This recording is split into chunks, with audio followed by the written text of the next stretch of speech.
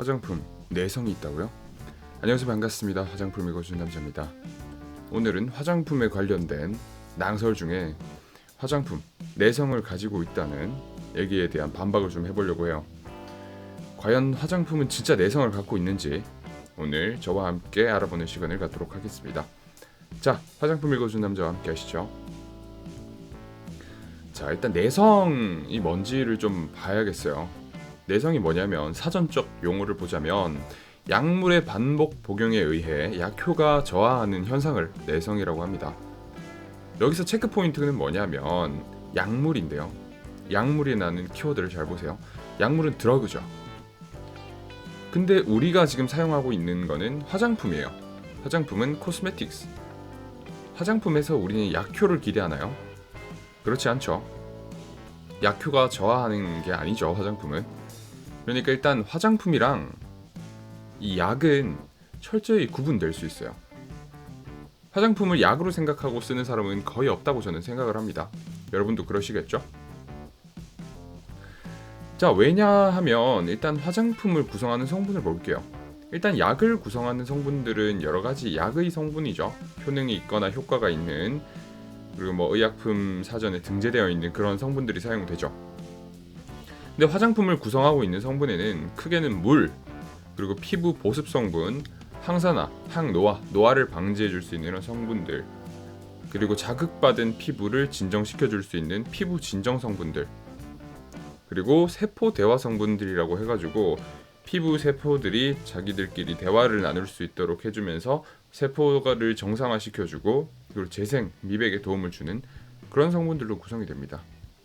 얘네들이 사실 약효를 갖고 있기보다는 그냥 일반적인 효과 그리고 효능을 가지고 있는 거지 약효를 가지고 있는 것들은 아니에요. 만약에 약효를 가지고 있다면 화장품이 아니라 약품으로 팔려야 되겠죠. 의약 외품으로. 의약 외품도 사실 의약 외적인 품목이기 때문에 의약품이 되어야 돼요. 네. 내성이 있는 거는 사실 의약품이 되어야 하죠. 화장품이랑은 상관이 없는 얘기입니다. 그러니까 내성의 가능성은 없습니다. 확실히 말씀을 드릴게요. 내성의 가능성은 없어요. 그 대신 이런 건 있겠죠. 이제 자극 성분에 대한 내성, 자극 성분을 견뎌낼 수 있는 내성은 생길 수 있어요.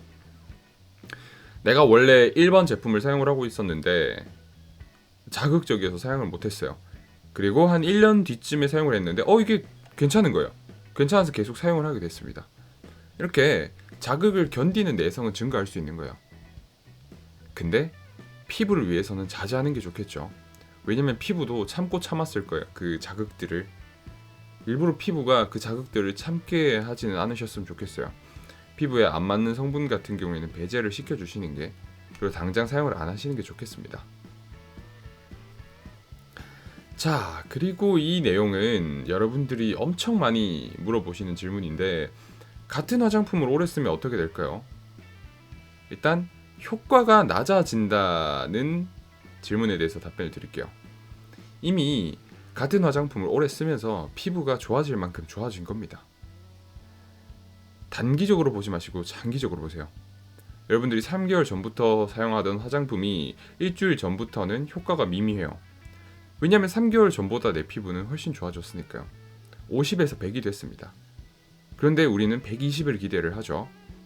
근데 내 피부가 좋아질 수 있는 한계치가 예를 들어 100이라고 가정을 했을 때 더 이상 피부가 좋아지기 힘든 거죠. 그러니까 피부가 좋아질 만큼 좋아져서 같은 화장품을 오래 써도 더 이상 좋아지는 그런 느낌이 안 드는 거예요. 그리고 또 피부에 오히려 좋지 않다는 질문에 대해서 적응을 이미 그 화장품에 대해서 했기 때문에 좋지 않은 게 아니라 좋습니다. 네. 그리고 세 번째, 두세 달에 한 번씩 바꿔주는 게 좋다. 화장품은 화장품 라인도 좀 바꿔주고 내가 쓰던 제품의 컨셉이나 타입들을 좀 바꿔주는 게 좋다 라는 분들이 계시는데, 이거는 이제 본인의 피부가 두세 달에 한 번씩 계속 바뀌는 경우, 피부 타입이, 피부 상태가 지성이었다가 갑자기 건성이 되거나 아니면 건성이었다가 지성이 되거나 아니면 갑자기 복합성이 되거나 이런 분들 되게 많으시잖아요. 이렇게 피부 타입과 피부 상태에 따라 화장품을 바꿔주시는 게 좋아요. 보습의 강도도 달라지고 그리고 들어있는 성분의 그런 강도나 컨셉도 달라지기 때문이죠. 우리 피부는 시시각각 변하는 존재이기 때문에 그 상황에 맞는 케어를 해주시는 게 좋아요. 그래서 제가 마지막으로 우리 피부는 지각이라는 말을 좀 썼는데, 요즘 지진이 엄청 많이 나잖아요. 지진이 엄청 많이 나고 엄청 걱정이 되는데, 아무래도 이 지각, 판 이동설이 있지 않습니까? 판이 항상 이동하는 설이 있는데, 저도 이게 판이 이동한다는 판 이동설을 믿어요. 지각은 항상 변동하니까. 이것처럼 피부도 똑같아요. 계속 변동한다는 겁니다. 피부는 계속 바뀌기 때문에 피부 타입과 피부 상태가 바뀜에 따라서 화장품을 바꿔주시는 게 좋아요. 그러니까 뭐 같은 화장품을 끝까지 처음부터 끝까지 똑같이 사용하는 게 올바른 일은 아니죠. 왜냐면 피부 타입은 계속 바뀌니까요, 사람마다. 근데 그렇지 않고 일반적으로 피부 타입이 고정되는 분들 같은 경우에는 걱정하지 마시고 지금 사용하시던 화장품을 꾸준히 바꾸지 않으시고 계속 사용을 하셔도 상관이 없습니다. 이 내용을 말씀을 좀 드리고 싶었어요. 최종적인 결론은 자신의 피부에 맞는 자신만의 인생템을 찾아라. 이게 가장 중요한 주제인 것 같아요. 여러 가지 화장품을 써보고 내 피부에 가장 맞는 성분들, 그리고 내 피부에 가장 맞는 화장품을 찾는 것이 우리에게 남겨진 가장 큰 과제겠습니다. 이런 좋은 제품들이 많이 시장에 풀리는 것도 좋지만 우리가 이런 제품들을 찾아 나서는 것도 참 좋은 거겠죠. 보물찾기 하듯이 해적이 돼보는 게 어떨까요, 여러분들? 오늘의 화장품의 내성 주제는 여기서 마무리하도록 하겠습니다. 그냥 가시지 마시고 오른쪽 밑에 보이는 구독 버튼 그리고 좋아요 버튼 한 번씩 눌러주시면 화장품 읽어주는 남자한테 되게 큰 힘이 도움이 됩니다.